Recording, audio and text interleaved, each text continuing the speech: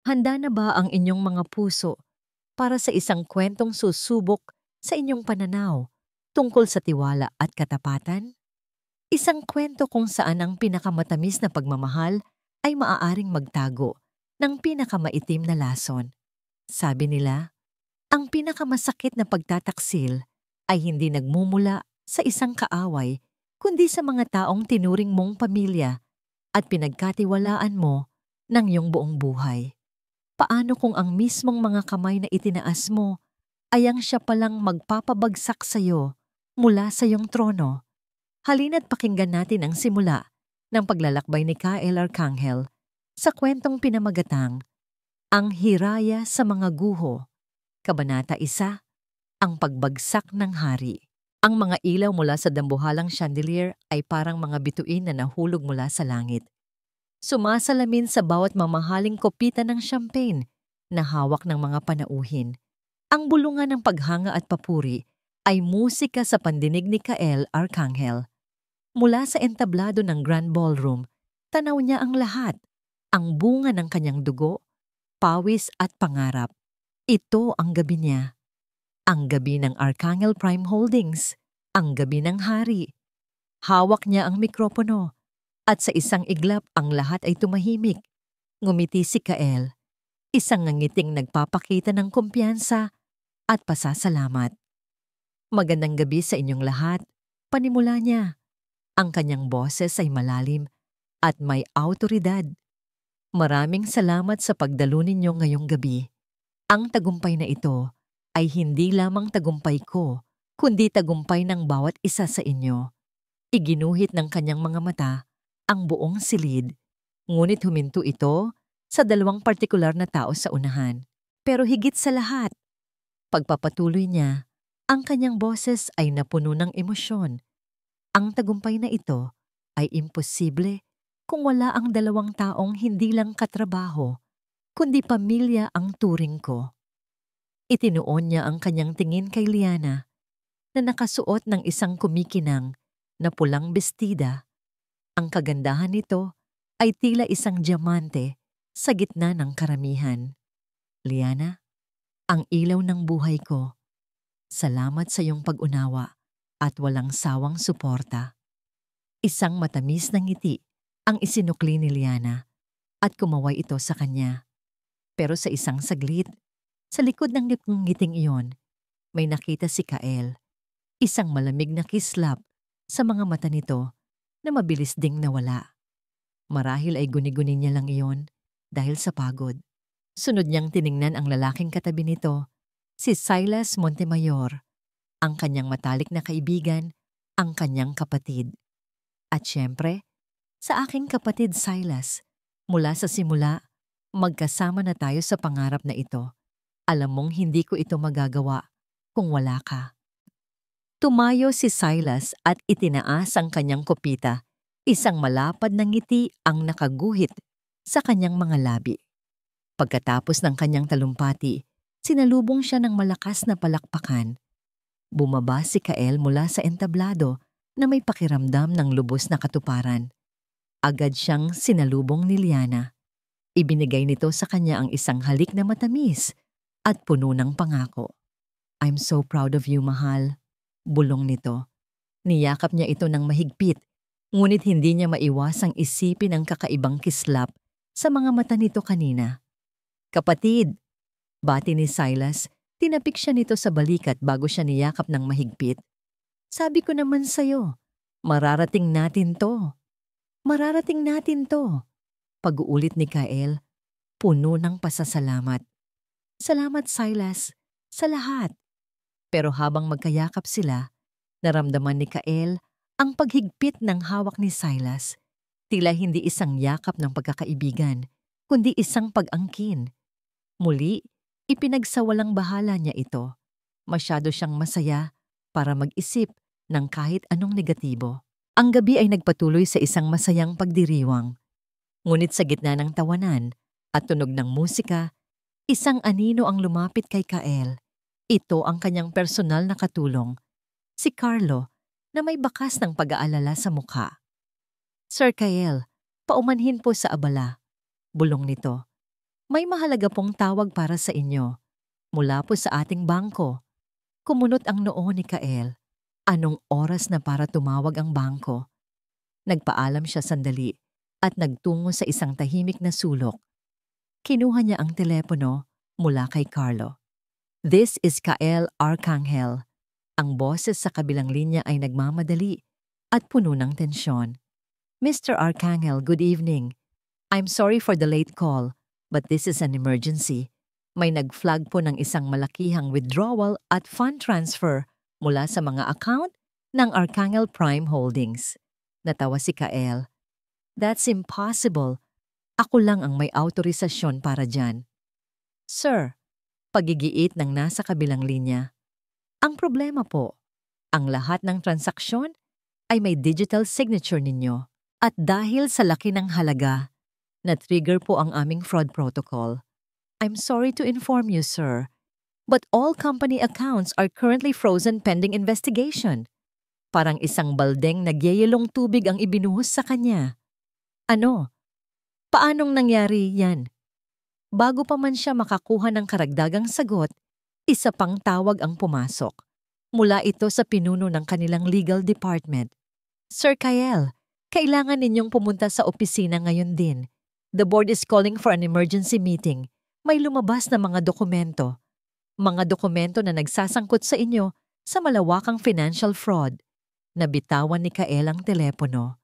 Ang ingay ng party ay tila humina at naging isang ugong na lang sa kanyang tainga.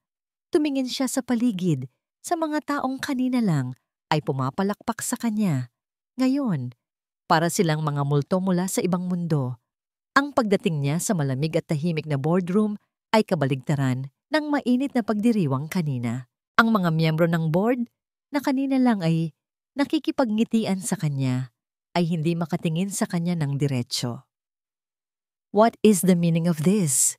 Tanong ni Kael, ang kanyang boses ay nanginginig sa pagitan ng galit at pagkalito. Inilatag sa harap niya ang isang folder. Sa loob nito ay mga kopya ng bank transfer, mga loan agreement mula sa mga kadudadudang kumpanya, at mga kasunduan na lulubog sa Arcangel Prime Holdings sa utang. At sa bawat pahina, naroon ang kanyang pangalan, ang kanyang perpektong pekeng pirma. Hindi ako ang gumawa nito. Sigaw niya itinuturo ang mga dokumento. This is fabricated. Pekeng lahat to. Kael, sabi ng isa sa mga matatandang miyembro ng board, ang boses nito ay walang emosyon. The evidence is overwhelming, effective immediately. You are suspended as CEO. Ang lahat ng iyong access ay tinanggal na. You are to be escorted out of the building. Parang gumuho ang mundo niya. Hindi. Hindi ninyo maaaring gawin to sa akin. Ngunit wala nang nakinig. 2 gwardiya, ang mga mismong gwardiya na pamilyar sa kanya, ang lumapit. Ang kanilang mga mukha ay puno ng awa, ngunit ang kanilang kilos ay matigas. Sir, pasensya na po. Sumunod na lang po tayo. Wala siyang nagawa. Habang inilalabas siya mula sa boardroom, sa pasilyo ng gusaling itinayo niya mula sa wala. Pakiramdam niya ay isa siyang kriminal. Habang naglalakad sila sa malawak na lobby, ang mga natitirang empleyado ay napapatigil, nagbubulungan at umiiwas ng tingin. Ang hari ay ibinababa mula sa kanyang palasyo. Bago siya tuluyang makalabas sa pinto, sa isang huling pagkakataon, itiningala ni Kael ang kanyang paningin. Sa itaas, sa may mezzanine, nakatayo ang 2 tao, si Silas at si Liana. Hindi sila nagtatago, nakatayo lang sila roon, magkatabi, nakatingin sa kanya mula sa itaas. Walang bakas ng awa, walang lungkot, walang pakikiramay. Sa kanilang mga mukha, mayroon lamang isang bagay, isang malamig, tahimik, at nakakakilabot na tagumpay. Sa sandaling iyon, naunawaan ni Kael ang lahat. Ang kakaibang kislap sa mata ni Liana, ang mahigpit na yakap ni Silas, hindi ito isang corporate takeover. Ito ay isang pagtataksil sa pinakamasakit na paraan. At habang tinutulak siya ng mga gwardiya, palabas sa malamig na gabi, ang tanging nakikita niya ay ang mga mukha ng dalawang taong pinagkatiwalaan niya ng buong puso na ngayon ay nakatayo sa ibabaw ng mga guho ng kanyang buhay. Ang buhos ng ulan ay walang awa. Bawat patak na tumatama sa yero ng mga gusali ay parang maliliit na paalala ng kalungkutan ng lungsod. Para kay Hiraya Solana, ang ulan ay isang kalaban. Itinataboy nito ang mga tao sa kalsada, ang mga taong posibleng bibili ng kanyang mga tiket sa loto. Isinukob niya ang kanyang ulo sa ilalim ng maliit na shed ng isang saradong tindahan. Ang manipis niyang tsinelas ay basang-basa na at ang lamig ay unti-unting gumagapang sa kanyang mga binti. Sa kanyang palad, hawak niya ang isang pirasong tinapay na dapat sana ay kanyang hapunan. Sa di kalayuan, isang batang lalaki na marahil ay sing-edad ng kanyang nakababatang kapatid, kung nabubuhay ito, ay nakaupo sa gilid ng bangketa, nanginginig sa lamig. Ang mga mata nito ay nakatitig sa kawalan. Walang pag-aalinlangan, lumapit si Hiraya. "Neng," sabi niya sa mahinang boses, "heto o." Inabot niya ang tinapay. Nag-angat ng tingin ng bata. Puno ng pagtataka ang mga mata. Kinuha nito ang tinapay na tila hindi makapaniwala. "Salamat po." Ngumiti lang si Hiraya at ginulo ng bahagya ang buhok nito bago bumalik sa kanyang kanlungan. Ang kumakalam niyang sikmura ay tila hindi na mahalaga. Sa mundong ito, ang lahat ay tila mga anino lamang na nagmamadaling umuwi. Walang sino mang nakakapansin sa isang tulad niyang nagbebenta ng pangarap sa maliliit na piraso ng papel. Isa lamang siyang posting na babasa ng ulan. Mula sa kanyang kinatatayuan, tanaw niya ang isang mamahaling restaurant. Sa loob, sa likod ng salaming hindi tinatablan ng ulan, nakikita niya ang maliligayang mukha ng mga pamilya, nagtatawanan habang kumakain ng masasarap na pagkain. Napabuntong hininga si Hiraya. Hindi siya naghahangad ng karangyaan. Sapat na sa kanya ang isang mainit na sabaw at isang tuyong tulugan. Ngunit kahit iyon ay tila isang pangarap na napakalayong abutin. Lalong lumakas ang ulan, kaya napilitan siyang maghanap ng mas maayos na masisilungan. Nakita niya ang isang makipot na eskinita sa pagitan ng restaurant at ng katabing gusali. Madilim doon, ngunit tuyo. Pumasok siya at sumandal sa pader. Niyakap ang sarili para labanan ang lamig. Ilang saglit pa, isang itim at makintab na sasakyan ang huminto malapit sa kanyang kinatatayuan sa may likurang pasukan ng restaurant. Bumukas ang pinto at bumaba ang dalawang tao na may hawak na payong para salubungin ang mga sakay nito. Bumukas ang pinto sa likod ng sasakyan. Hindi nakita ni Hiraya ang kanilang mga mukha, ngunit narinig niya ang kanilang mga boses. Isang boses ng babae, matamis, ngunit may himig ng pagmamataas. Sa wakas, tapos na rin. Nakakakilabot ang gabing ito, pero sulit ang lahat. At isang boses ng lalaki, malalim at pamilyar, ang boses na madalas niyang marinig sa radyo at telebisyon. "Tapos na nga, mahal ko. Isang brindis para sa atin, Silas. Para sa ating bagong kaharian," sabi ng babae, at narinig ni Hiraya ang mahinang tunog ng pagtatagay ng mga kupita. "Para sa atin," sagot ng lalaki, si Silas Montemayor. Napapikit si Hiraya. Siya ang kanang kamay ng iginagalang na si Kael Arcangel. Nagpatuloy ang kanilang usapan at ang bawat salita ay tila isang patalim na tumatarok sa katahimikan ng gabi. "Hindi ko makalimutan ang itsura niya kanina," sabi ng babae. May halong pagkasuklam sa kanyang tawa. Parang isang basang sisiw na hindi alam kung saan pupunta. Akalain mo? Ang dakilang Kael Arcangel, natanggalan ng korona sa sarili niyang palasyo.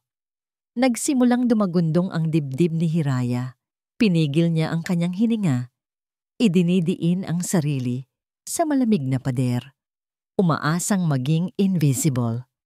"Tinawag niya akong kapatid hanggang sa huling sandali," sabi ni Silas, at ang kanyang tawa ay mas malakas, mas mapanlait. "Ang tanga. Masyado siyang nagtiwala.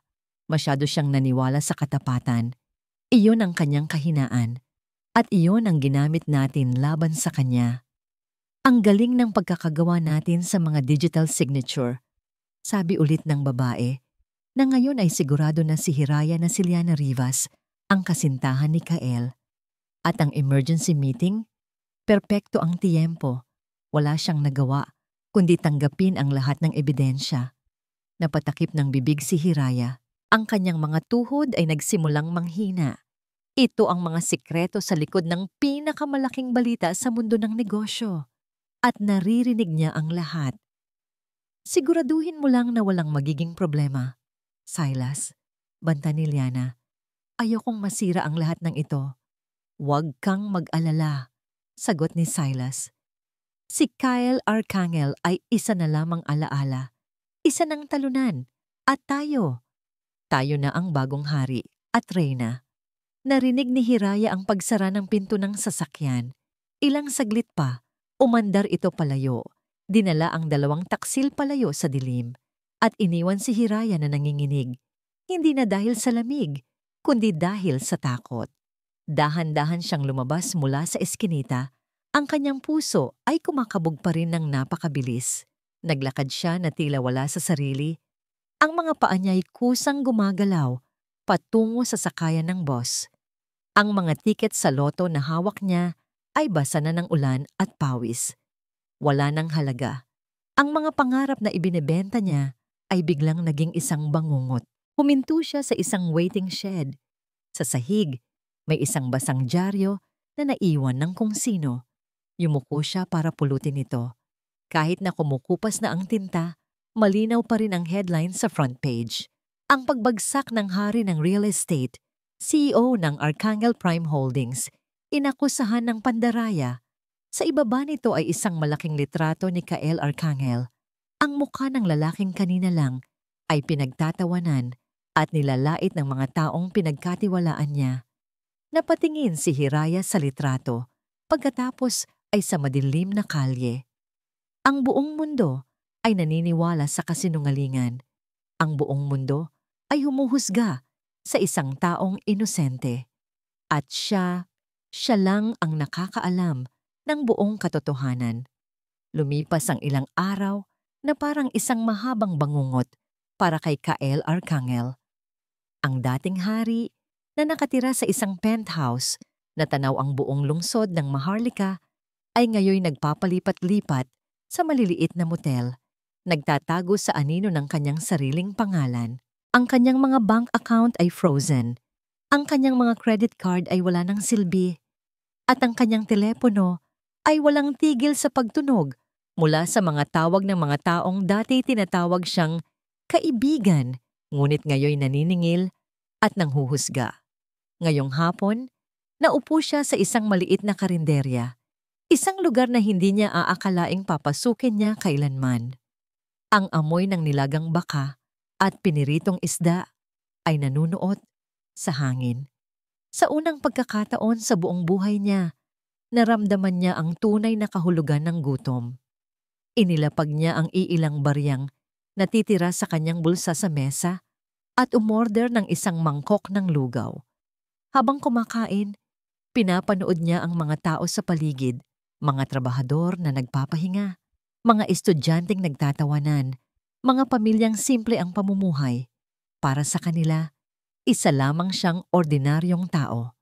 Ngunit alam niya na sa isang iglap, maaaring magbago ang lahat.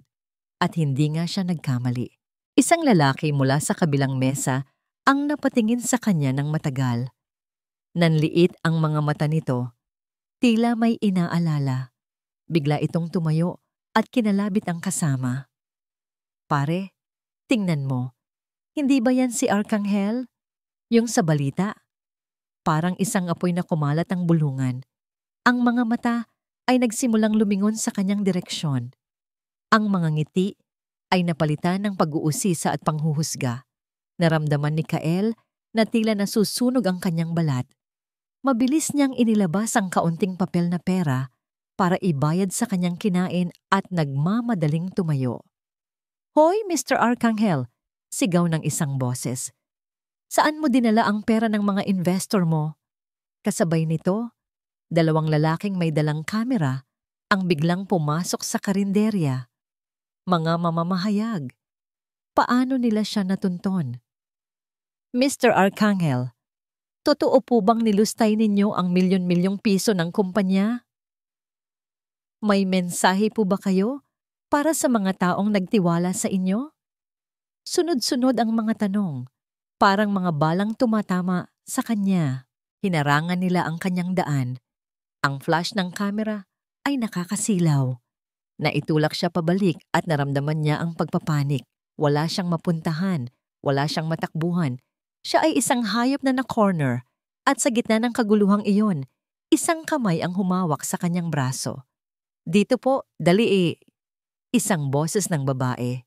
Mahinahon, ngunit may pagmamadali. Bago pa man siya makapag-isip, hinila na siya ng babae palayo sa mga mamamahayag. Itinuro nito ang isang makipot na daanan sa likod ng karinderya na hindi niya napansin kanina. Tumakbo sila. Ang tunog ng kanilang mga yabag ay humalo sa sigawan ng mga reporters sa likuran. Huminto lamang sila nang makarating sa isang tahimik na eskinita. Parehong humihingal. Tiningnan ni Kael ang babaeng nagligtas sa kanya. Nakasuot ito ng isang lumang bestida, may bitbit na mga tiket sa loto, at ang kanyang mukha ay pamilyar. Ngunit hindi niya matandaan kung saan niya ito nakita. Sumandal si Kael sa pader. Pinipilit na bawiin ang kanyang hininga at ang kanyang dignidad. Pinagmasdan niya ang babae ng may pagdududa. Anong kailangan mo sa akin? Tanong niya. Ang kanyang boses ay malamig at puno ng pagod. Pera? Gusto mo bang magpanggap na tumulong para makahingi ng kapalit? Pasensya na. Pero wala na akong maibibigay. Ang sakit at pait ng pagtataksil ay sariwa pa rin. Hindi na siya nagtitiwala kahit kanino. Hindi nasaktan si Hiraya sa mga salita ni Kael. Sa halip, nakita niya ang lalim ng sugat sa mga mata nito. Umiling siya. Wala po akong kailangan sa inyo, sagot niya ng may sinseridad. Huminga siya ng malalim, tila nag-iipon ng lakas ng loob. Ito na ang pagkakataon. Kung hindi ngayon, kailan pa? Hindi po ako humihingi ng kapalit. Pag-uulit niya, mas matatag na ngayon. Pero may narinig po ako na dapat ninyong malaman. Natawa si Kael ng walang galak. Ano? Isa ka pa sa mga nakarinig ng chismis? Maniwala ka, narinig ko na ang lahat. Hindi po ito chismis. Giit ni Hiraya. Tumingin siya ng diretso sa mga mata ni Kael. At sa unang pagkakataon, nakita ni Kael ang determinasyon sa mukha ng dalaga. Hindi ito awa. Hindi ito pag-uusisa. Ito ay isang bagay na mas malalim. Gabi po ng party ninyo, panimula ni Hiraya. At ang bawat salita ay malinaw at dahan-dahan. Sumisilong po ako sa ulan, malapit sa isang restaurant. May isang itim na sasakyan na huminto. Narinig ko po ang usapan nila. Kumunot ang noo ni Kael. Nagsimula siyang makinig. Ang dakilang Kyle Arcangel, natanggalan ng korona sa sarili niyang palasyo. Iyan po ang sabi ng babae. Pagpapatuloy ni Hiraya, inuulit ang eksaktong mga salitang narinig niya. Biglang tumigil sa paghinga si Kael. Tila nanigas ang buo niyang katawan. Sabi po ng lalaki, dagdag ni Hiraya, ang kanyang boses ay nanginginig na ngayon sa alaala. Tinawag niya akong kapatid hanggang sa huling sandali. Ang tanga. Masyado siyang nagtiwala. Pinag-usapan po nila kung paano nila pineke ang mga pirma ninyo. Pinagtawanan po nila kayo. Ang eskinita ay biglang naging napakatahimik. Ang tanging maririnig ay ang mabilis na tibok ng puso ni Kael. Tinitigan niya si Hiraya, ang babaeng estranghero, ang babaeng nagbebenta ng tiket sa loto, ang babaeng tila invisible sa mata ng karamihan. Ang mga salitang binitiwan nito ay hindi gawa-gawa. Iyon ang mga eksaktong salita na maaring sabihin ni Silas at Liana. Isang malamig na katotohanan ang bumalot sa kanya. Hindi siya nababaliw. Hindi ito isang masamang panaginip.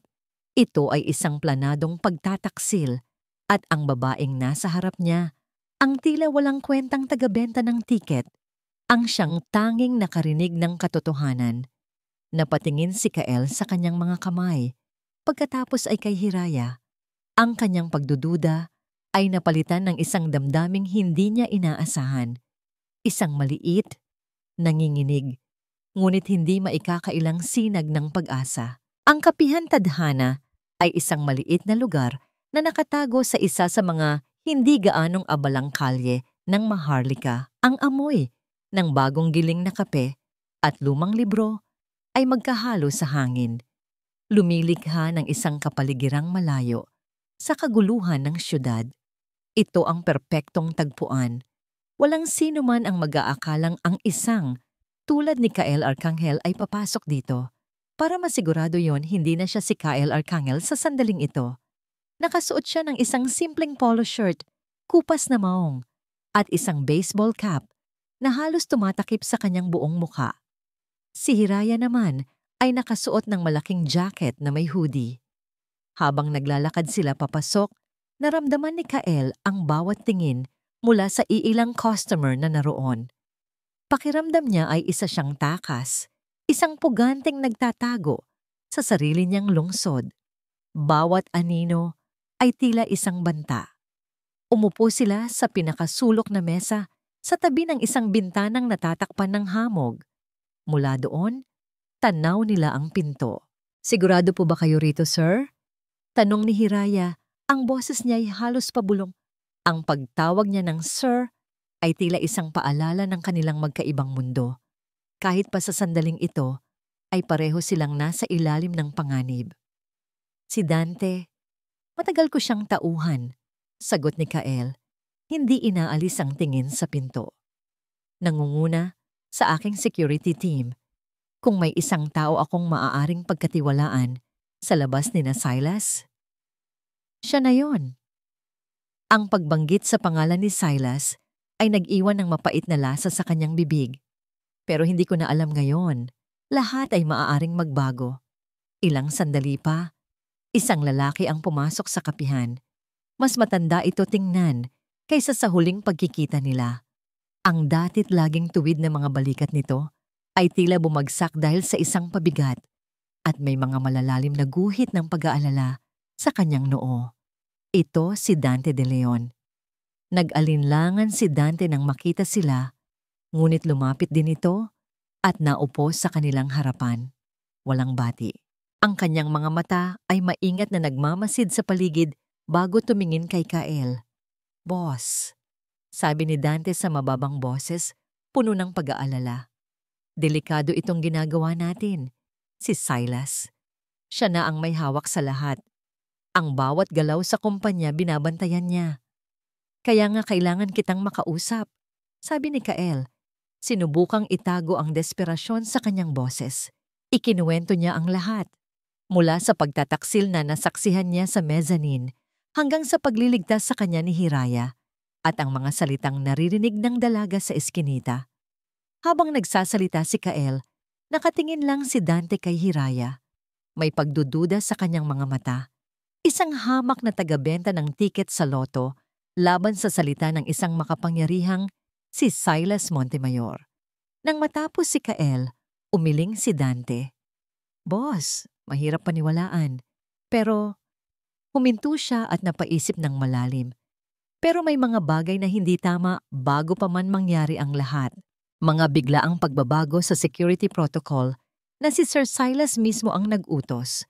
Mga bagong kamera na inilagay sa mga lugar na hindi naman kailangan. Akala ko noon para lang sa karagdagang seguridad. Ngayon, malinaw na ang lahat. Pagpapatuloy ni Kael. "Inihanda nila ang bawat hakbang, Dante. At kailangan ko ng tulong mo." Bumuntong hininga si Dante. Tumingin siya sa labas ng bintana. "May pamilya ako, boss. 2 ang anak kong nag-aaral. Kung malaman ni Silas na kinakausap kita." Biglang natigilan si Dante. Nanlaki ang kanyang mga mata habang nakatingin sa labas. Isang itim na kotse na walang plaka ang nakaparada sa tapat ng kapihan. Sa loob, may isang lalaking nakatingin ng diretso sa kanilang direksyon. Bantay sarado ako, bulong ni Dante. Ang pawis ay nagsimulang mamuo sa kanyang noo. Ang lalaki sa kabilang mesa na kanina pa, mag-isang nagkakape, ay biglang tumayo. Nag-iwan ng bayad at lumabas ng hindi lumilingon. Naramdaman ni Kael ang paglamig ng kanyang dugo. Ang pag-aalinlangan ni Dante ay hindi na lamang pag-iingat. Ito ay isang lehitimong takot para sa kanyang buhay at sa kanyang pamilya. Naiintindihan ko, sabi ni Kael, ang pag-asa sa kanyang dibdib ay unti-unting namamatay. Hindi kita pipilitin. Tumayo siya para umalis. Ngunit pinigilan siya ng kamay ni Dante. Tumingin si Dante mula sa takot na mga mata ni Kael patungo sa determinadong mukha ni Hiraya. Nakita niya ang isang taong walang yaman, walang kapangyarihan, ngunit handang isugal ang lahat para sa tama. Ang katapatan niya sa lalaking nagtiwala sa kanya sa loob ng maraming taon ay muling nag-alab. Tinatabunan ang kanyang takot. Hindi, sabi ni Dante, mas matatag na ngayon. Hinawakan niya ng mahigpit ang braso ni Kael. Utang ko sa inyo ang lahat, boss. Hindi ko hahayaang mangyari ito. Huminga siya ng malalim at tumingin ng diretso kay Kael. Ang kanyang mga mata ay puno ng bagong determinasyon. Para sa katarungan, boss, lalaban tayo. Isang ngiti ang sumilay sa labi ni Kael sa unang pagkakataon sa loob ng maraming araw. Isang tunay na ngiti. Mayroon na siyang kakampi. Nagmamadali silang nagplano ng susunod na hakbang. Bago sila maghiwa-hiwalay, may huling sinabi si Dante na nagpatigil sa kanilang lahat. Boss, may isa pa kayong dapat malaman. Sabi ni Dante, ang kanyang boses ay mas seryoso na ngayon. Mayroon silang itinatagong black book, isang maliit na itim na kwaderno kung saan nakalista ang lahat ng kanilang mga illegal na transaksyon, ang mga taong binayaran nila, lahat ng kanilang sikreto. Palagi iyong dala ni Liana kung may isang bagay na magpapabagsak sa kanila. Iyon na yon.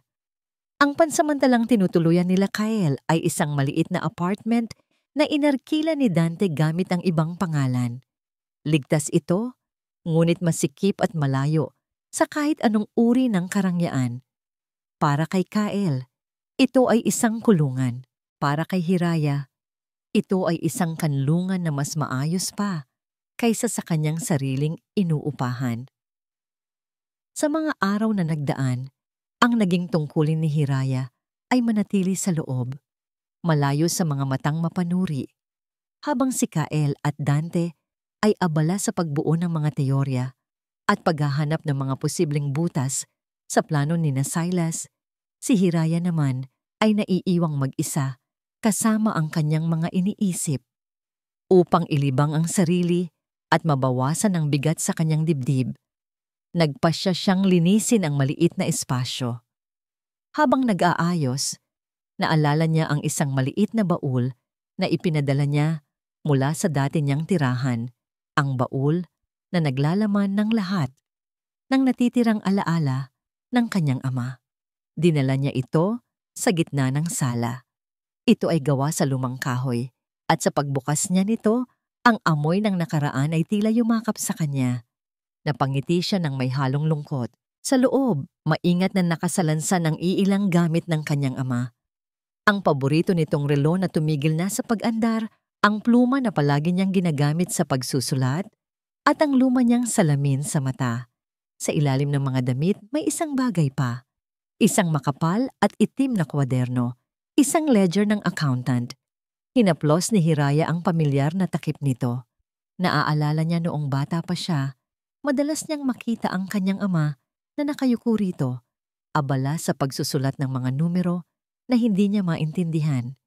Palagi nitong sinasabi sa kanya, "Anak, tandaan mo, ang katotohanan ay laging nasa mga numero." Dahil sa pagkabagot at pangungulila, binuklat niya ang kwaderno. Ang mga pahina ay puno ng malinis at organisadong sulat kamay ng kanyang ama.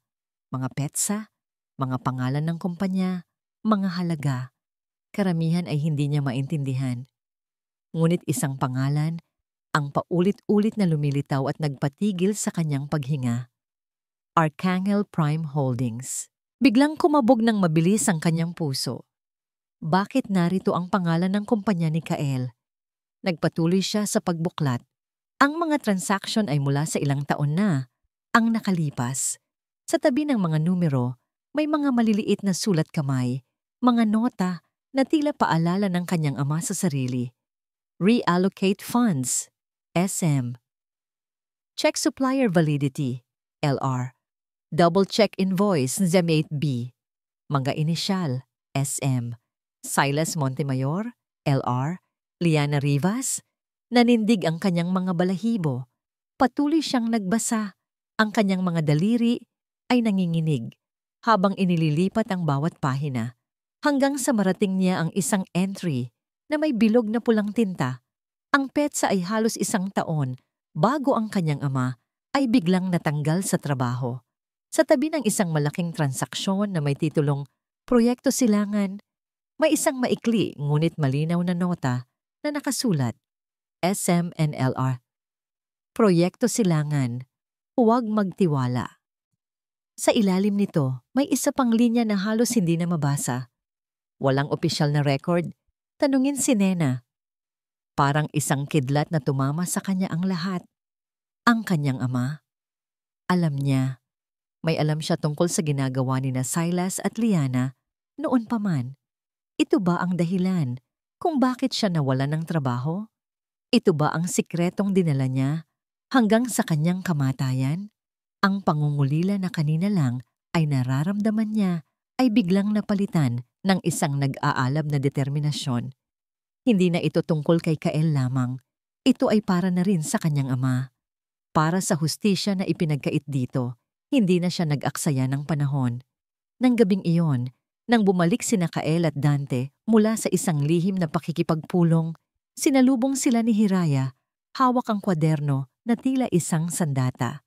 Sir Kael, Ginoong Dante, sabi niya, ang kanyang boses ay hindi na nanginginig. Sa tingin ko, may nakita akong mahalaga. Inilatag niya ang kwaderno sa maliit na mesa. Noong una, tiningnan lang ito ni Kael at Dante nang may pagtataka. Isa lamang lumang ledger. Ngunit nang ituro ni Hiraya ang pangalan ng Archangel Prime Holdings at ang mga nota sa tabi ng mga transaksyon, biglang nagbago ang ekspresyon sa kanilang mga mukha. Proyekto Silangan. Bulong ni Dante. Naalala ko yan. Isang malaking land development project na biglang kinansela. Ang sabi ni Silas noon, hindi raw naging paborable ang resulta ng pag-aaral. Pero ang totoo, ginamit nila ito para magnakaw ng pondo.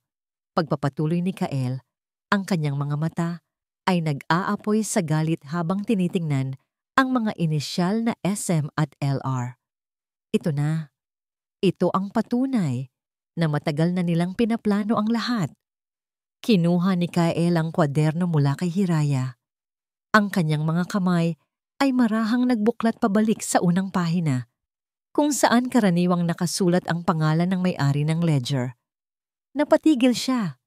Tinitigan niya ang pangalang nakasulat doon sa malinis at formal na pagkakasulat.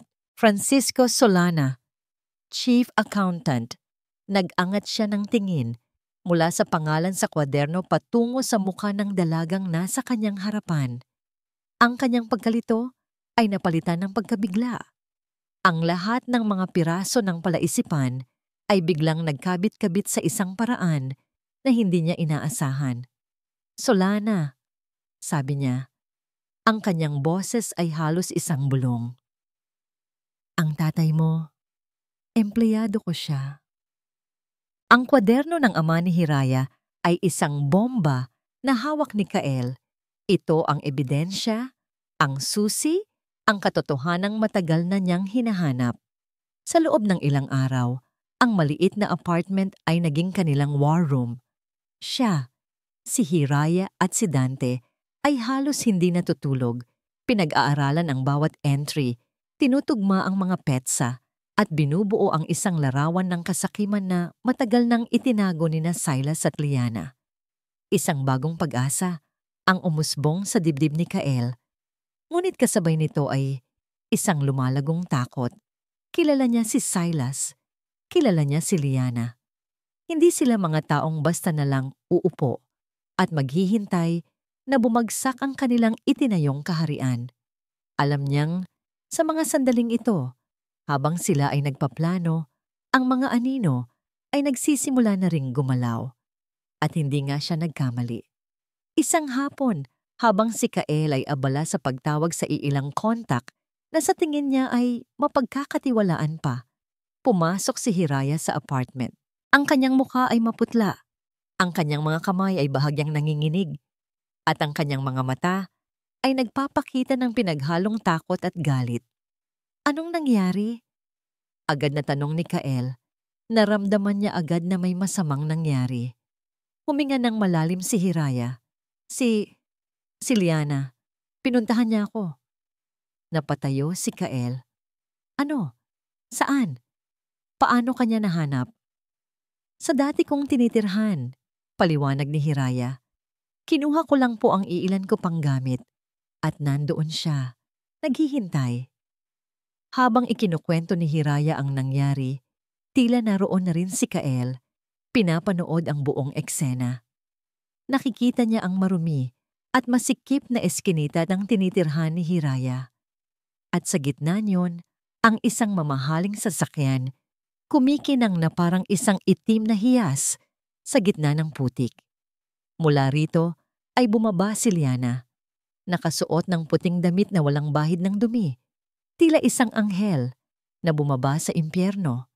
Ang mga kapitbahay ay napapatingin, nagbubulungan, hindi makapaniwala sa kanilang nakikita. Hiraya, sabi raw ni Liana, ang boses nito ay kasing tamis ng pulot, ngunit may nakatagong lason. Nag-aalala lang ako sa'yo. Alam kong nahihirapan ka. Gusto kitang tulungan. At mula sa loob ng sasakyan, inilabas ng driver ni Liana ang isang itim na maleta. Binuksan ito ni Liana sa harap ni Hiraya. Ang laman? Salapi. Mga bundle ng tig-1,000 piso na maayos na nakasalansan. Sapat na pera para bumili ng bagong buhay. Tanggapin mo na ito, sabi ni Liana. Ang kanyang mga mata ay nagpapahayag ng huwad na awa. Para makapagsimula ka ulit. Malayo dito, malayo sa gulo. Isipin mo na lang, Hiraya. Sa mundong ito, maraming aksidenteng nangyayari. Baka bukas, madulas ka sa daan. O baka may maligaw na bala. Mahirap na. Ang banta ay malinaw, nakabalot sa isang pekeng pagmamalasakit. Napatiimbagang si Kael habang nakikinig. Ang galit ay umakyat sa kanyang lalamunan na parang isang mapait na apdo. Ang Liana na minahal niya, ang babaeng pinangarap niyang makasama, ay isa palang demonyong kayang manakot ng isang walang kalaban-laban na babae. Ngunit ang sumunod na sinabi ni Hiraya ang nagpabago sa galit ni Kael at naging purong paghanga. Tinitigan ko lang po siya, sabi ni Hiraya. Ang panginginig sa kanyang boses ay napalitan na ng katatagan. Pagkatapos, ay itinulak ko po pabalik ang maleta. Ang isinagot niya kay Liana ay simple, ngunit tumagos sa puso ni Kael. Ang dignidad ng tatay ko, hindi nabibili. Isinara daw ni Liana ang maleta at ang ngiti sa kanyang labi ay nawala. Napalitan ng isang malamig na ekspresyon. Nasasasayo yan, pero tandaan mo, binigyan kita ng pagkakataon. At pagkatapos ay umalis ito, iniwan ang amoy ng mamahaling pabango at isang nakakakilabot na babala. Lalapitan sana ni Kael si Hiraya para aluin ito, ngunit sa sandaling iyon, biglang tumunog ang kanyang telepono. Isang unregistered number. Sinagot niya ito. Boss? Ang boses sa kabilang linya ay basag at puno ng pagpapanik. Si Dante. Dante, anong nangyari? Ang anak ko, boss, si Marco. Narinig ni Kael ang paghikbi sa kabilang linya. Pauwi, galing eskwela. May bumangga sa kanyang motor. Isang itim na kotse na walang plaka. Nanlamig ang buong katawan ni Kael. Kumusta siya? Nasaan kayo? Nasa ospital kami ngayon. Okay lang siya, boss. Mga galos lang at bali sa braso. Pero alam ko, boss, alam kong hindi ito aksidente. Bago umalis ang kotse, ibinaba ng driver ang bintana at tumingin ng diretso sa anak ko. Isang babala to, boss. Isang napakalinaw na babala. Napaupo si Kael. Ang bigat ng mundo ay tila bumagsak sa kanyang mga balikat. Ito na nga ang kinatatakutan niya. Hindi na lamang ito tungkol sa pera o sa kumpanya. Buhay na ng mga taong malapit sa kanya ang nakataya. Si Hiraya, na ngayon ay target. Si Dante, na ang pamilya ay nasa bingit ng panganib dahil sa kanya. Pasensya na, boss eh. Humihikbing, sabi ni Dante sa telepono. Ang boses ng isang matapang na tao ay basag na ngayon dahil sa takot para sa kanyang pamilya. Hindi ko na kaya. Pamilya ko ang nakataya rito. Aatras na ako. Bago pa man makasagot si Kael, narinig niya ang tunog ng pagbaba ng telepono. Katahimikan. Naiwan si Kael na hawak ang teleponong wala ng tunog. Tumingin siya kay Hiraya na nakatingin din sa kanya. Ang mukha nito ay puno ng pag-aalala. Ang kanyang dalawang kakampi, ang kanyang dalawang pag-asa. Sa isang hapon lang, sinubukan silang sirain ng mga anino at ang isa sa kanila ay bumigay na. Ang pag-atras ni Dante ay nag-iwan ng isang malaking puwang at isang nakabibinging katahimikan sa maliit na apartment. Nawala ang kanilang strategist, ang kanilang mata sa loob, ang kanilang pinakamatibay na sandigan. Naiwan sina Kael at Hiraya, 2 taong mula sa magkaibang mundo, na ngayon ay magkasamang nakakulong sa isang laban na tila imposible nang ipanalo. Sa mga sumunod na araw, bumalot ang tensyon at kawalan ng pag-asa. Madalas na tahimik si Kael, nakatitig sa bintana, ang kanyang mga kamay ay nakakuyom, ang kanyang isip ay malayo. Nakikita ni Hiraya ang bigat sa kanyang mga balikat. Hindi na lamang ito galit, kundi pati na rin ang bigat ng konsensya para sa kapahamakan ng pamilya ni Dante. Isang gabi, hindi na natiis ni Hiraya ang katahimikan. Nakita niya si Kael na nakaupo sa dilim, hawak ang lumang kwaderno ng kanyang ama, ngunit hindi naman ito binabasa. Sir Kael, mahinang tawag ni Hiraya. Tumingin ito sa kanya at sa dilim, nakita ni Hiraya ang pagod at pagsuko sa mga mata nito. Hiraya, sabi ni Kael, ang boses niya ay pagod. Siguro tama na to. Masyado nang mapanganib. Umalis ka na habang may pagkakataon ka pa. Magtago ka. Ako na ang bahala rito. Umiling si Hiraya. Ang takot na nararamdaman niya ay totoo. Ngunit may mas malakas na nag-aalab sa kanyang puso. Hindi po, matatag niyang sagot. Kung aalis ako, para ko na ring sinabi na walang halaga ang buhay at dignidad ng tatay ko. Para ko na ring hinayaan na manalo sila. Lumapit siya at naupo sa tapat ni Kael. Kinuha niya ang kwaderno. Hindi pa po tapos ang laban. Mayroon pa tayong hawak.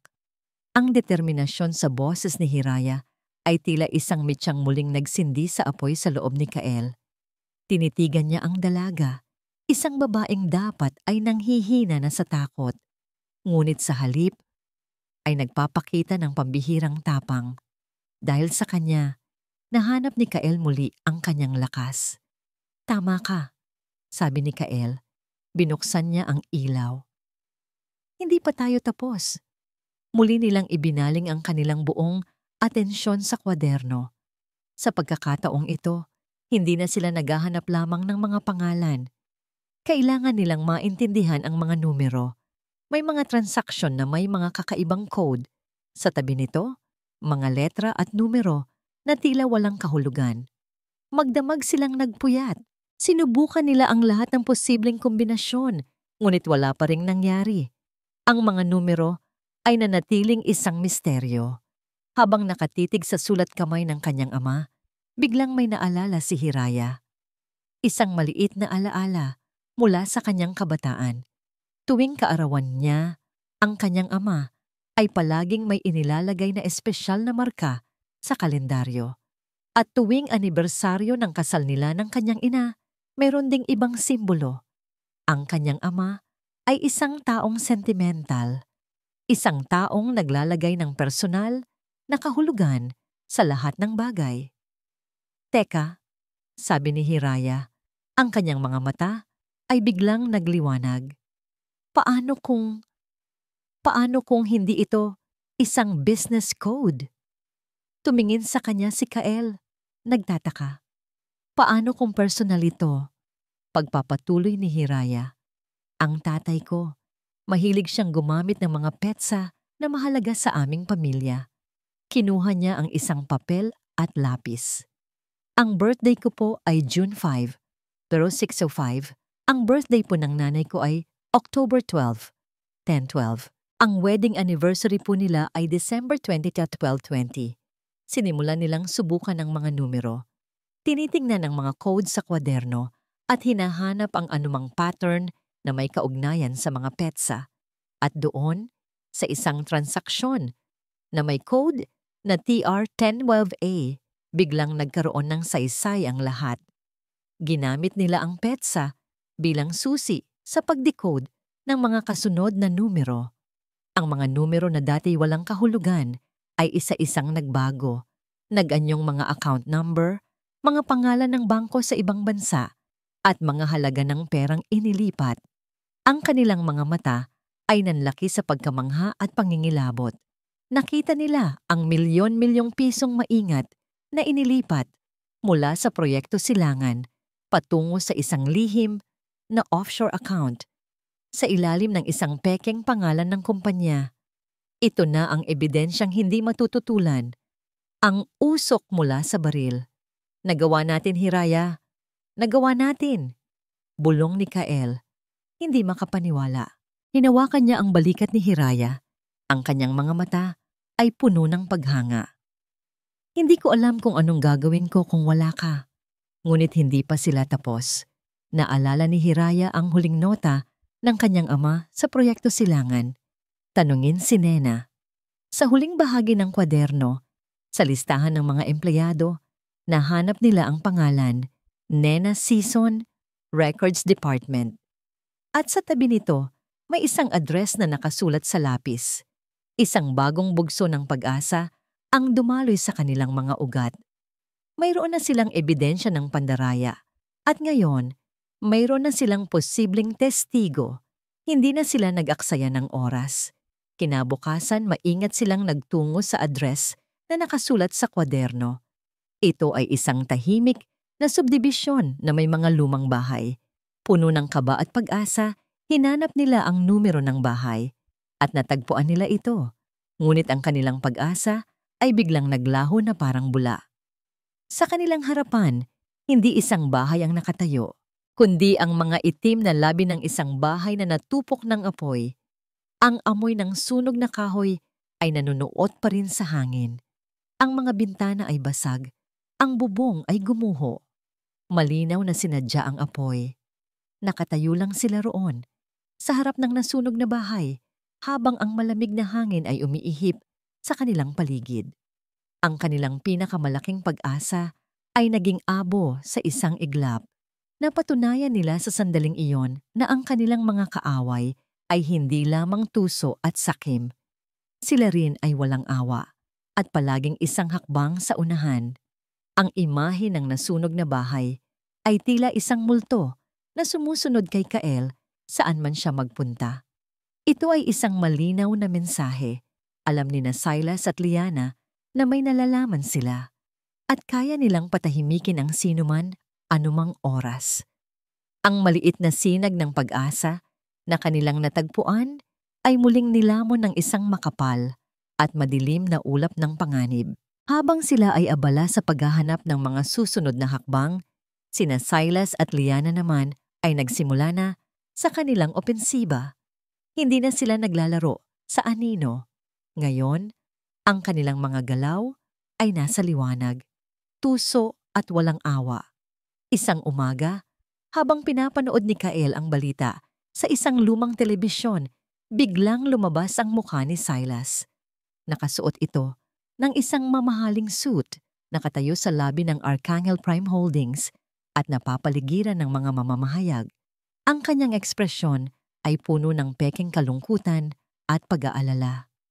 Nakalulungkot po ang mga pangyayari, sabi ni Silas. Ang boses niya ay kontrolado at puno ng simpatiya.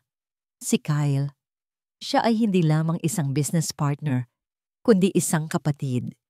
Ngunit ang katotohanan ay kailangang manaig. At ngayon, may mga balita kaming natatanggap na sinusubukan niyang isisi sa ibang tao ang kanyang mga pagkakamali.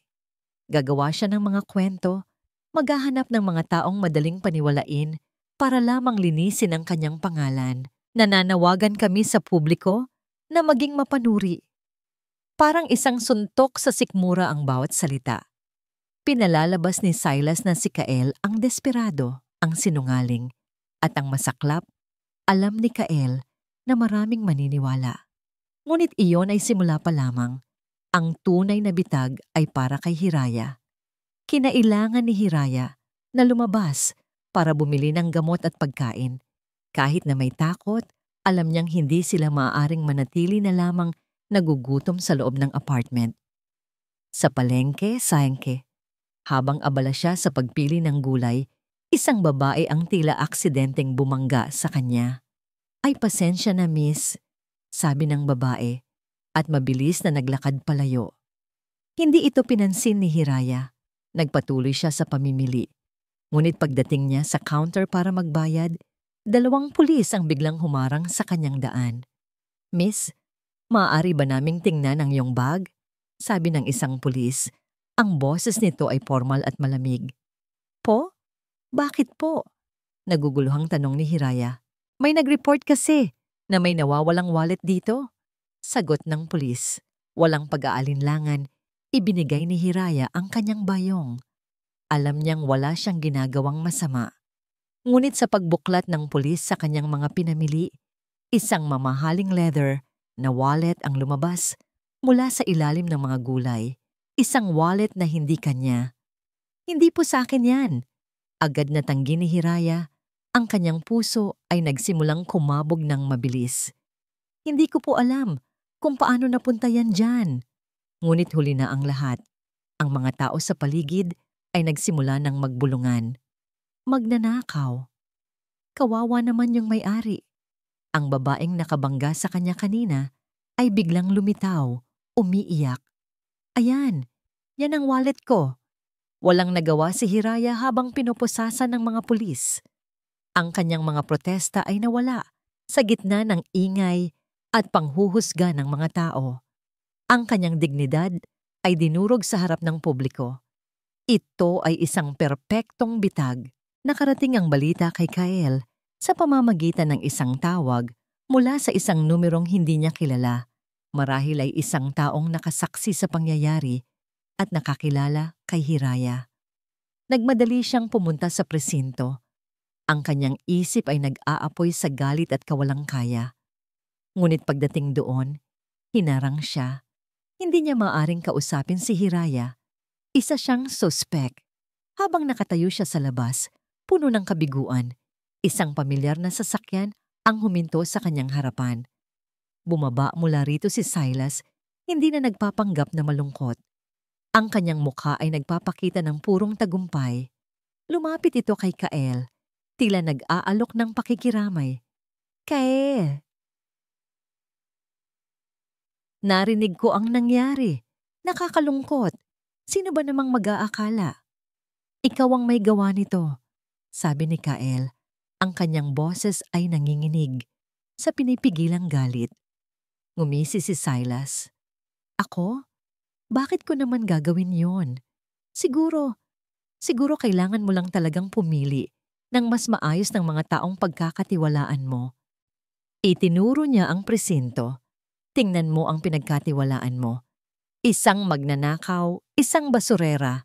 Diyan mo ipinagkatiwala ang iyong huling pag-asa.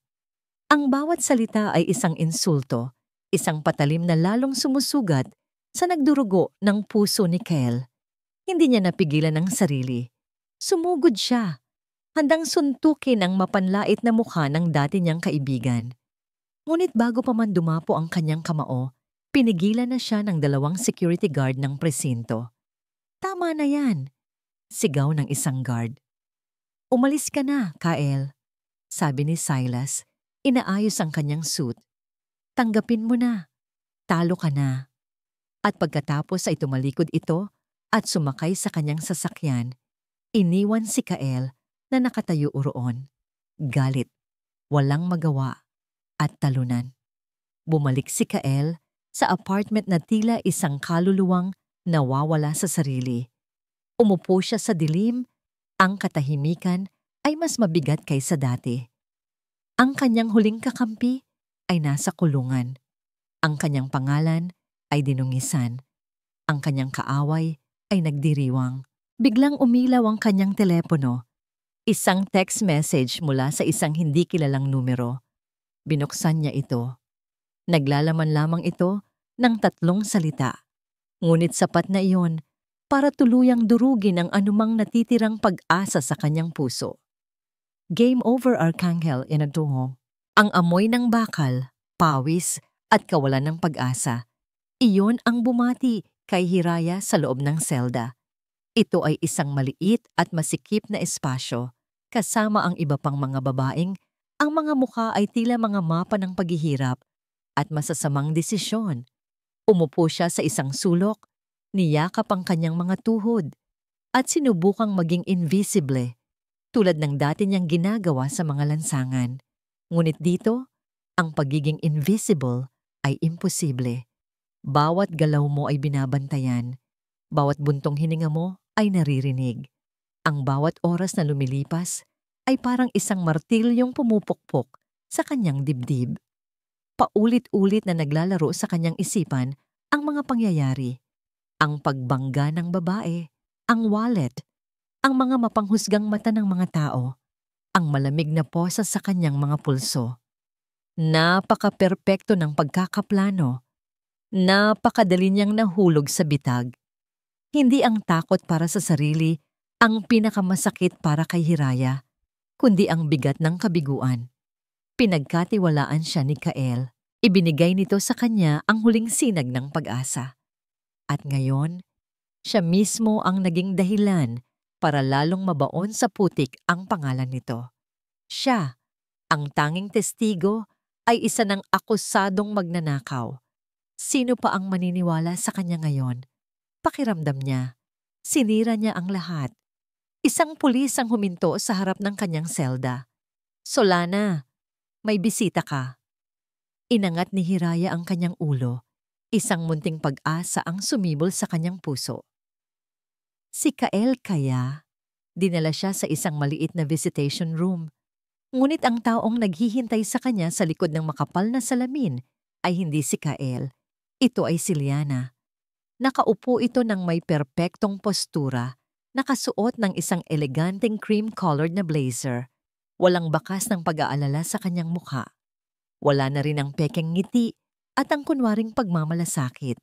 Ang naroon na lamang ay ang malamig at matalim na tingin ng isang mananalo. "Kumusta ka na rito, Hiraya?" tanong ni Liana. Ang boses nito ay kalmado, ngunit puno ng pang-uuyam. "Bagay ba sa'yo ang kulungan?" Hindi sumagot si Hiraya. Tinitigan niya lamang si Liana, sinusubukang itago ang takot sa likod ng isang matatag na ekspresyon.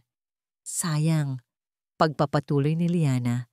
"Binigyan kita ng pagkakataon, isang maleta ng pera, isang bagong buhay, pero pinili mo ito."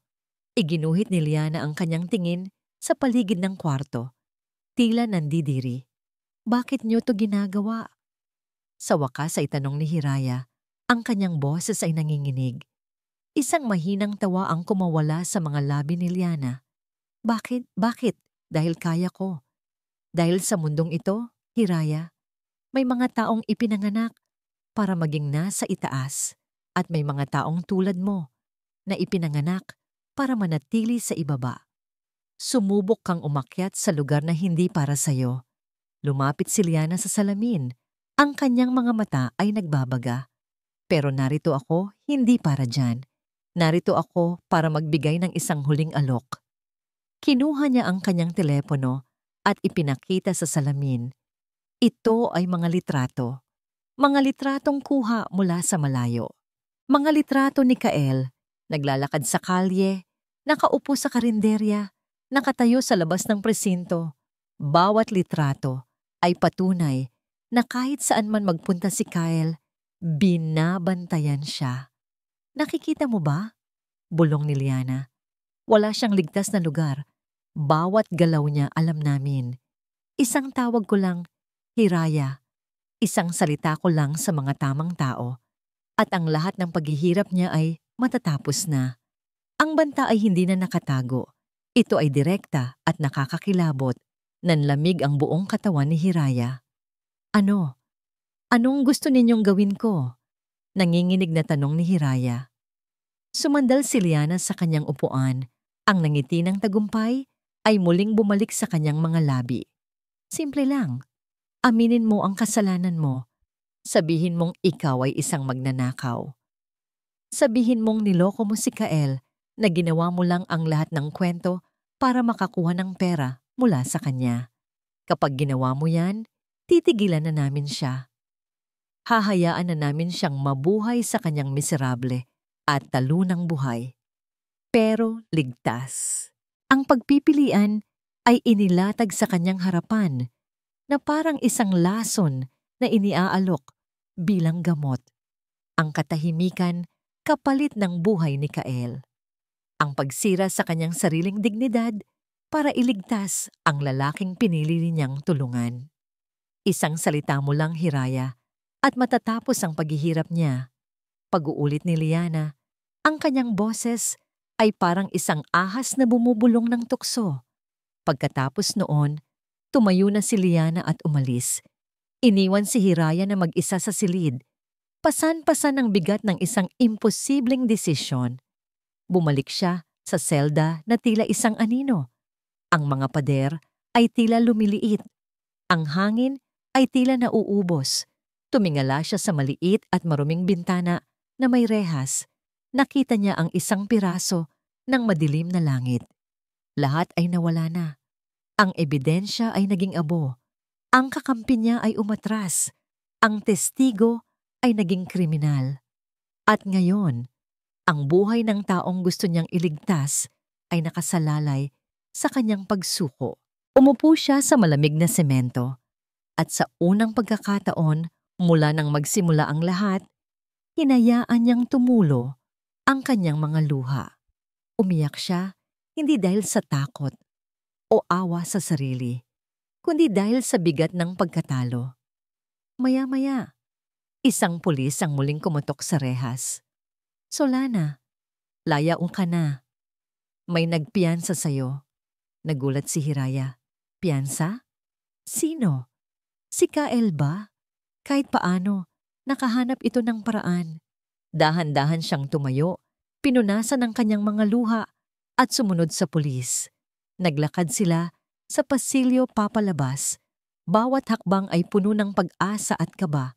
Pagbukas ng huling pinto, ang liwanag mula sa labas ay sumilaw sa kanya. Inaasahan niyang makita ang mukha ni Kael, ngunit ang taong nakatayo roon, naghihintay sa kanya sa ilalim ng ilaw ng poste, ay hindi si Kael. Ito si Dante de Leon. Ang kanyang mukha ay wala ng bakas ng takot. Ang naroon na lamang ay isang matigas at hindi matinag na determination. Ang pagkagulat sa mukha ni Hiraya ay hindi maipinta nang makita niya si Dante. Ang taong inakala niyang sumuko na ay narito ngayon sa kanyang harapan, tila isang aninong lumabas mula sa dilim. Ginoong Dante? Iyon lamang ang salitang namutawi sa kanyang mga labi. Isang maliit na ngiti ang sumilay sa labi ni Dante, isang nangiting may halong lungkot at determinasyon. Pasensya ka na, Hiraya. Kailangan kong gawin yon. Hindi na siya nagpaliwanag pa. Sumenyas lamang siya na sumunod ito sa kanya. Dinala siya ni Dante sa isang lumang van na nakaparada sa isang madilim na bahagi ng kalye. Sa loob, Isa pang sorpresa ang naghihintay. Nakaupo sa likod, ang mukha ay nababalot ng anino, ay si Kael. Nang makita siya ni Kael, ang ekspresyon nito ay pinaghalong lunas at pagkakasala. Hiraya, patawarin mo ako. Ang lahat ng bigat, takot at kalituhan ni Hiraya ay biglang napalitan ng luha. Ngunit hindi na ito luha ng pagkatalo, kundi luha ng ginhawa. Lumapit siya at naupo sa tabi ni Kael. Ang kanilang pagtatagpo ay tahimik, ngunit puno ng emosyon. Ang pagtatagpo ng dalawang taong dumaan sa pinakamadilim na gabi at muling nakakita ng liwanag. Nagsimulang magmaneho si Dante, papalayo sa mga ilaw ng syudad, patungo sa isang lugar na mas ligtas, at habang nasa daan, ipinaliwanag niya ang lahat. Ang pag-atras ko, isang palabas lang yon, panimula ni Dante. Alam kong binabantayan nila tayo. Alam kong nakikinig sila. Kailangan nilang isipin na talo na tayo, na sumuko na ako. Iyon lang ang paraan para makagalaw ako ng malaya. Ikinuwento niya na matapos ang aksidente ng kanyang anak, agad siyang lumapit kay Silas, umiiyak, nagmamakaawa, at sinabing handa siyang gawin ang lahat para sa kaligtasan ng kanyang pamilya. Naniwala si Silas.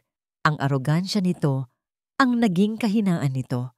Ibinalik siya ni Silas sa kumpanya, hindi na bilang pinuno ng security, kundi bilang isang personal na bantay, isang aso na susunod sa bawat utos niya. Akala niya, kontrolado niya ako. Sabi ni Dante, isang malamig na galit ang maririnig sa kanyang boses.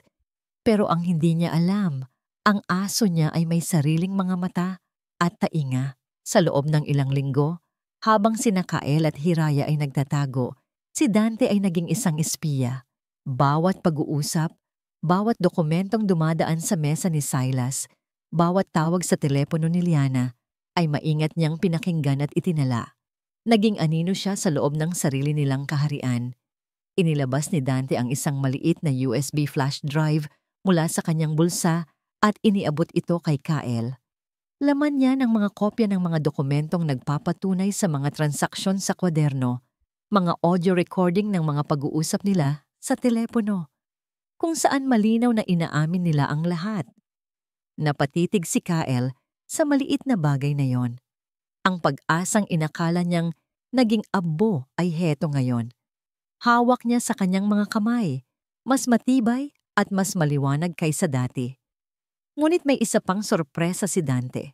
At si Aling Nena, pagpapatuloy niya. Buhay siya. Napaangat ng tingin sina Kael at Hiraya.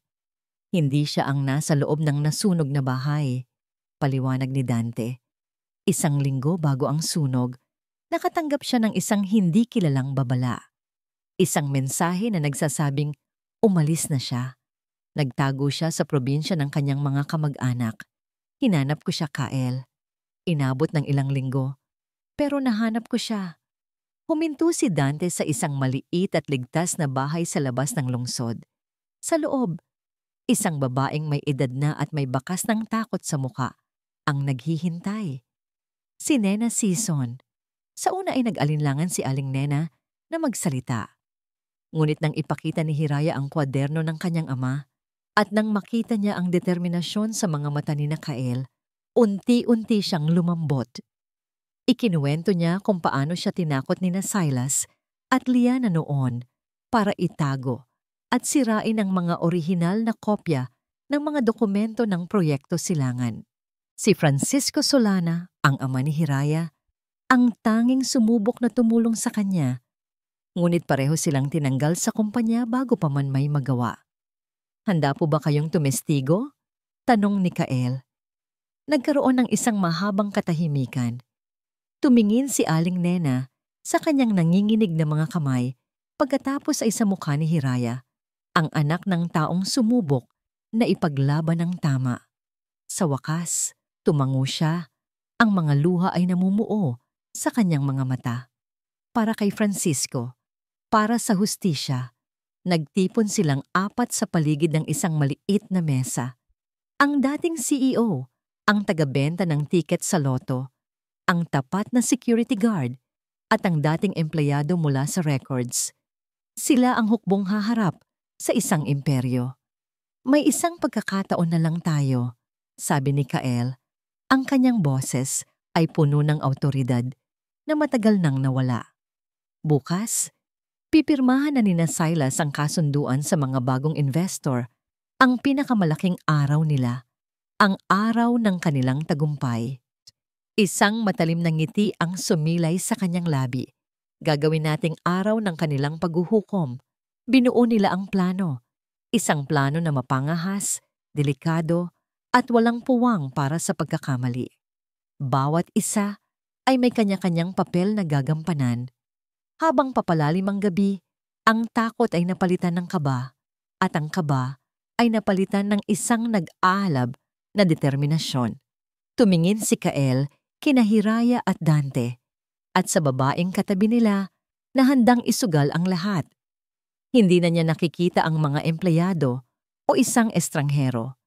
Ang nakikita niya ay pamilya, isang pamilyang binuo ng pagtataksil, ngunit pinagtibay ng katapatan at pag-asa. Kinabukasan, sa Grand Hall ng Archangel Prime Holdings, nagsimula nang dumating ang mga bisita para sa seremonya ng pagpirma.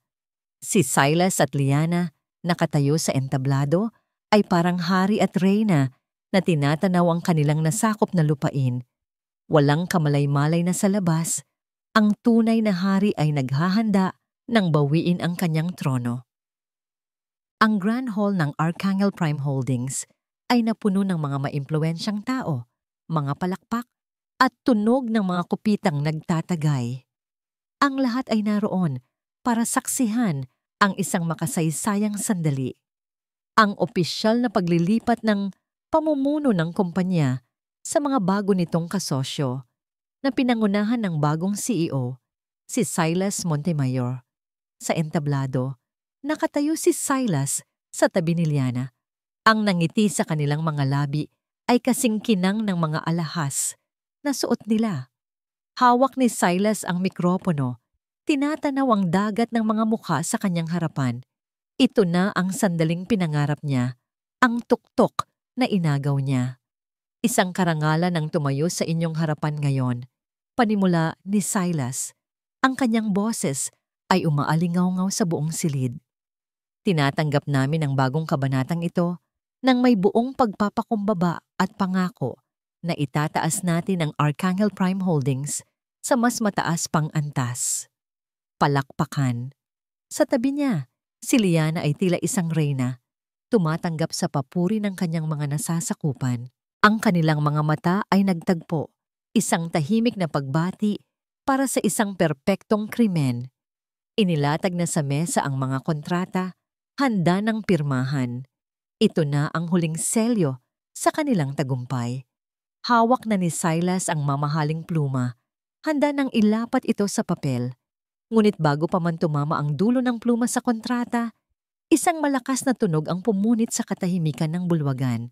Ang dambuhalang pinto sa likuran ay bumukas ng malakas, at mula roon, pumasok si Kael Arcangel. Ang lahat ng bulungan ay tumigil. Ang lahat ng mga mata ay napako sa kanya. Hindi siya ang Kael na nakita ng lahat sa huling pagkakataon. Isang talunan at sirang-sira. Ang Kael na pumasok ngayon ay nakatayo ng tuwid. Ang kanyang suot ay simple, ngunit malinis.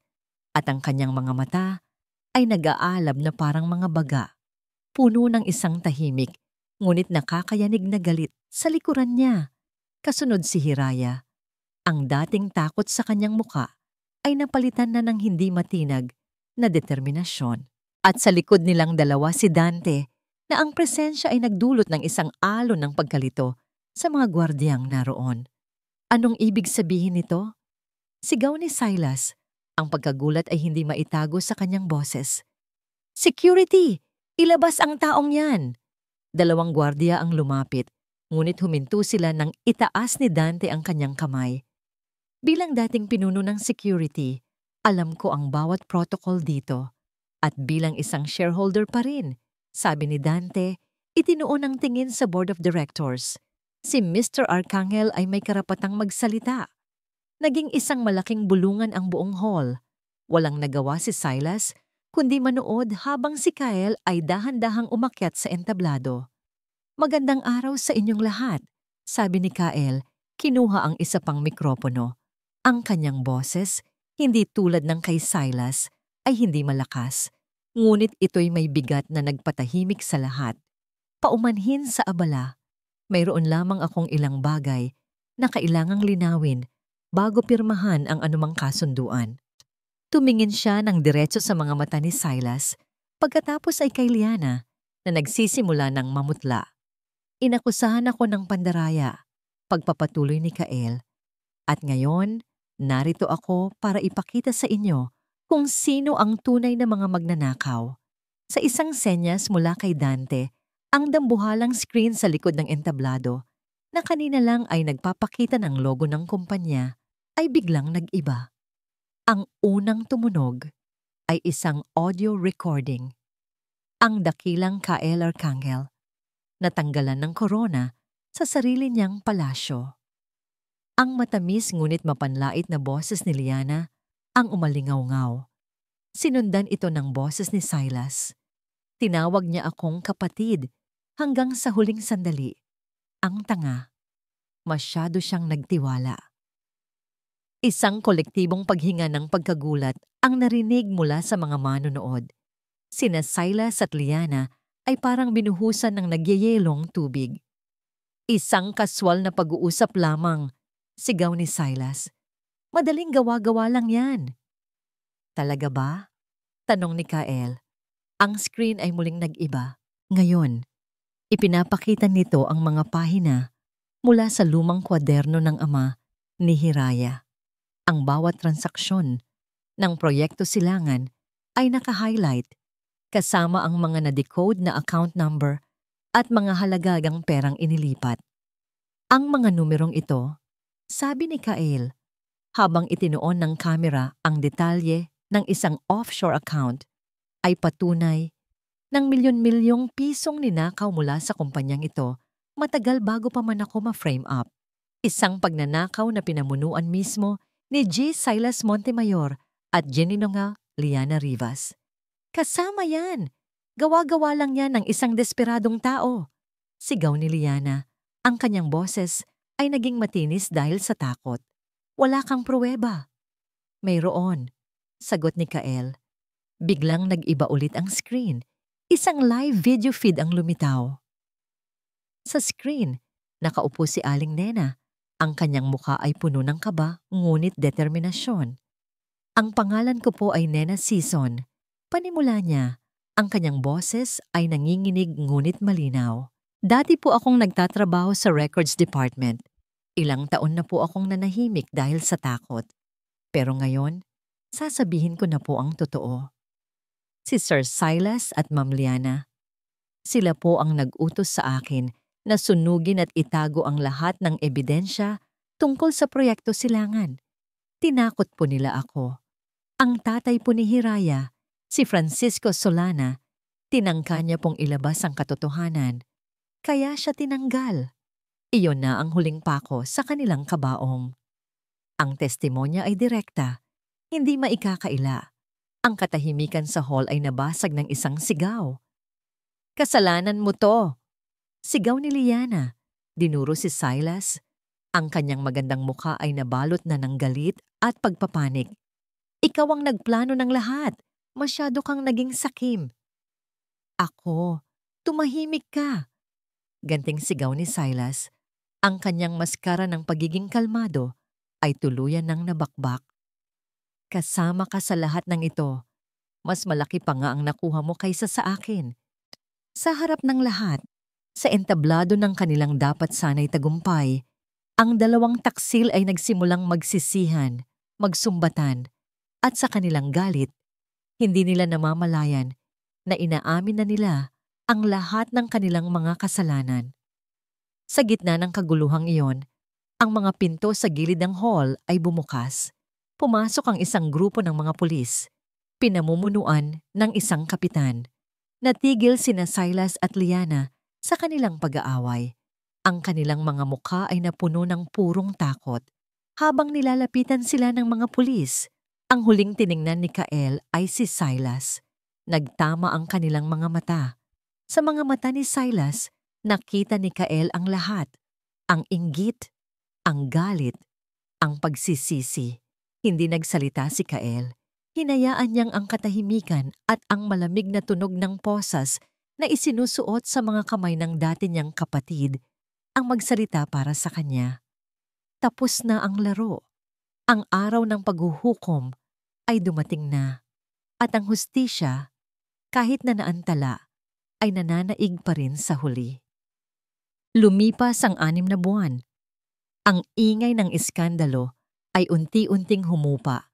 Napalitan ng mga balita tungkol sa pagbangon ng isang higante, ang Arcangel Prime Holdings, sa ilalim ng muling pamumuno ni Kael Arcangel, ay hindi lamang bumalik. Ito ay muling isinilang.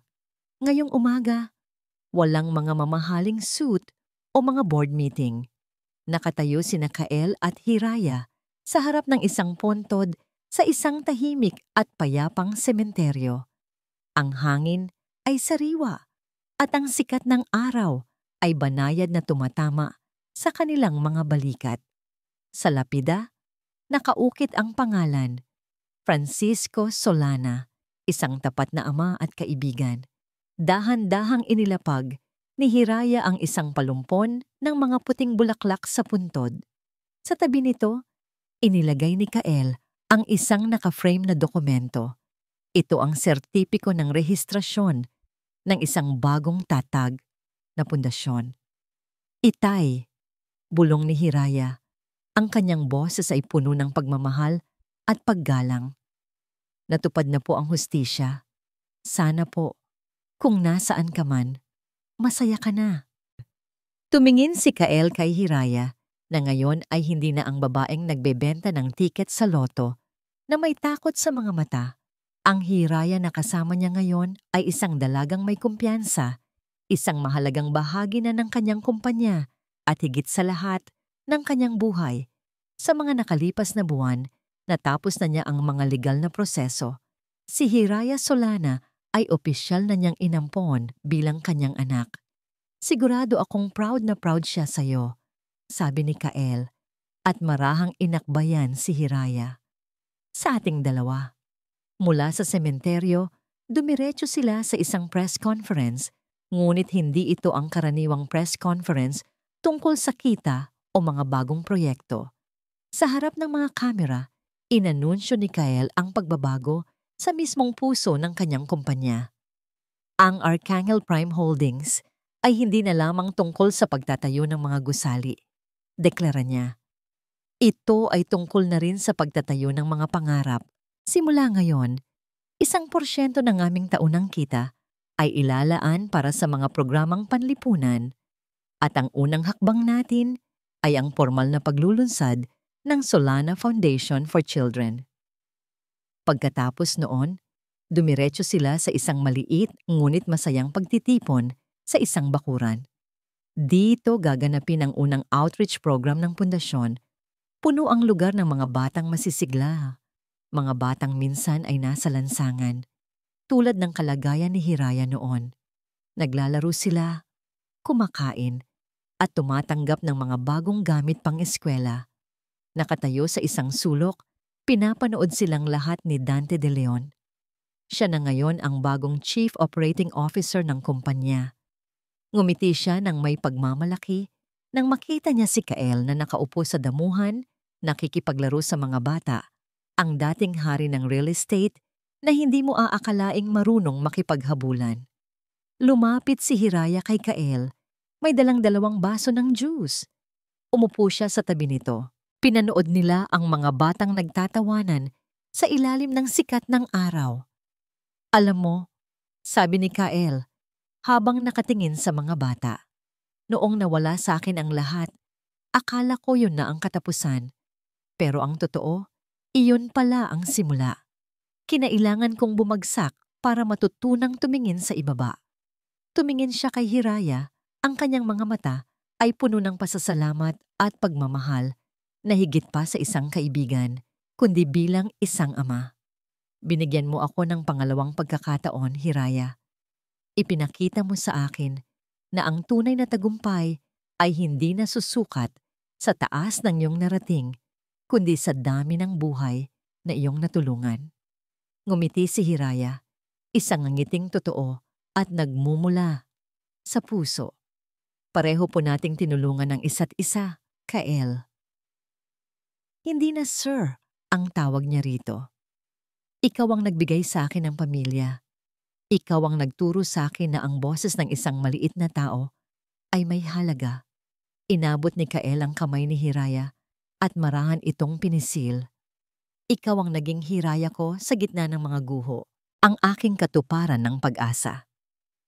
Sa ilalim ng maliwanag na sikat ng araw, sa gitna ng mga tawa ng mga batang binigyan nila ng bagong simula, natagpuan ni Kael at Hiraya ang kanilang sariling kapayapaan. Ang pagtataksil ay nag-iwan ng malalim na sugat, ngunit mula sa mga sugat na iyon, isang mas matibay, mas makabuluhan, at mas mapagmahal-buhal na buhay ang nabuo. Ang kwento nila ay hindi nagtapos sa paghihiganti. Nagtapos ito sa pagpapagaling at sa pagpapatunay na ang pinakadakilang tagumpay laban sa kadiliman ay hindi ang pagwasak dito, kundi ang paglikha ng mas maliwanag na ilaw para sa iba. At dito po nagtatapos ang ating kwento, ang Hiraya sa mga guho. Maraming aral ang ating mapupulot sa paglalakbay ni Kael at Hiraya. Una na rito ay ang kahalagahan ng pagtitiwala at ang sakit na dulot ng pagtataksil. Ngunit higit sa lahat, ipinakita sa atin ng kanilang kwento na kahit sa pinakamadilim na sandali ng ating buhay, palaging merong pag-asa. Minsan, ito ay matatagpuan sa mga taong hindi natin inaasahan, sa mga taong tila invisible sa ating paningin. At ang tunay na pagbangon ay hindi lamang tungkol sa pagbawi ng kung anong nawala, kundi sa paggamit ng ating mga karanasan upang bumuo ng isang mas magandang kinabukasan para sa ating sarili at para sa kapwa. Maraming salamat po sa inyong walang sawang pagsubaybay. Sana po ay nasiyahan at may natutunan kayo sa kwentong ating pinagsaluhan ngayon. Kung meron po kayong mga saloobin o komento tungkol sa ating kwento, huwag po kayong mag-atubiling i-share sa comment section sa ibaba. Anong uri po ng kwento ang gusto ninyong marinig sa susunod? Hindi dito nagtatapos ang ating paglalakbay. Marami pa pong kwentong kasing ganda at mas puno ng aral dito sa aming channel. Kung nagustuhan nyo ang kwentong ito, i-like, i-share sa pamilya at mga kaibigan, at mag-subscribe na rin para lagi kayong updated sa mga susunod pa naming kwento. I-click nyo ang notification bell para kayo ang unang makarinig kapag may bago kaming upload. Pagpalain po kayo ng Panginoon, kayo at ang inyong buong pamilya. Hanggang sa muli.